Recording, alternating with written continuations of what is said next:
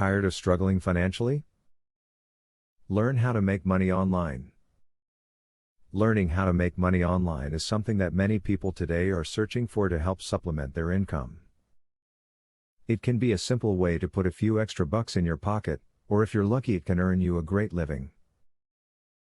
Either way, there is something for everyone to learn with the tips in the following video, so keep watching. Are you a good salesperson? Look into becoming an affiliate. In this line of work, you will earn money each time you sell a product that you have agreed to endorse. After joining an affiliate program, you will get a referral link. From there, you can begin selling products, either on your own website or on someone else's site. There are many opportunities for online tutors in subjects ranging from mathematics to language. Possible students are many and varied.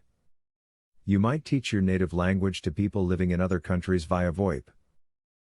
Another possibility is to tutor school children, high schoolers or college students in a subject in which you specialize. You can work with an online tutoring agency or set up your own website to begin.